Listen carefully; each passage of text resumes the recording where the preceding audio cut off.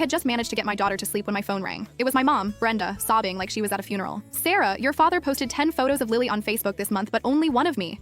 Does he think that Brad is more important than his own wife?" I rubbed my temples, feeling a migraine coming on. "Mom, Jesus Christ, it was a kindergarten assignment. Stop overthinking it." Not even 5 minutes later, she called again. "I just checked the credit card statement. Your dad spent twice as much on Lily as he did on me. Don't bring the kid over next month. I can't look at her without feeling sick." "Fine," I said, barely holding back a scream. "Whatever. Honestly, it's my dad who's going to be pissed about not seeing his precious granddaughter, not me." I finally drifted off to sleep, only to be jolted awake by a ringtone loud enough to wake the dead. "Sarah, I can't sleep." Brenda's voice was manic. "You need to arrange a marriage for Lily tomorrow. Find her a fiancé. Once she belongs to another family, your dad won't be able to get his hands on her." My brain short-circuited. I finally snapped, screaming into the phone. "Are you seriously competing with a 5-year-old right now? She's a baby. An arranged marriage? What is this, the dark ages? If you can't sleep, go pop a Xanax and leave me alone." I hung up, thinking my anger would shut her up. Brenda usually plays the role of the fragile, submissive housewife. I didn't think she'd actually do anything crazy. I was wrong. The next morning, my phone was blown up with 999 plus notifications. WeChat was frozen from the sheer volume of her spam. My anxiety spiked. Brenda is 50 and has high blood pressure. If she stayed up all night raging, she might actually stroke out. I called her back.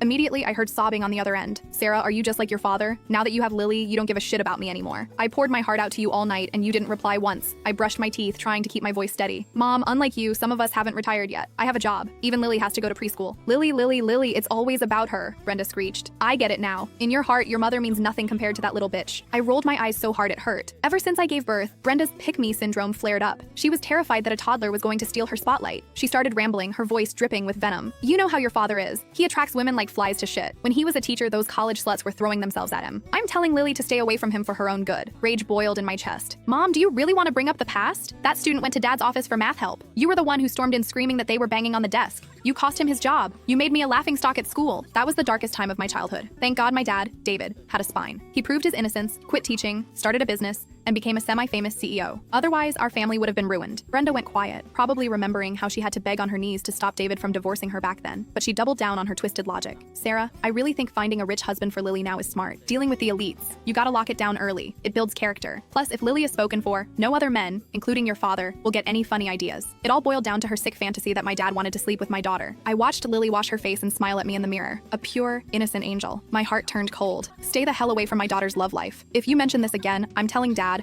and let's see if he finally divorces you," Brenda screamed, cursing me out, calling me an ungrateful brat who threatens her own mother. I hung up, hugged Lily, and kissed her soft cheek. I dropped her off at the prestigious private preschool and went to work. But around 3 p.m., I got a call from the teacher. "Mrs. Sarah, is your mother Mrs. Brenda Song? She's here with a strange man, and she's hysterical. She's trying to forcibly take Lily."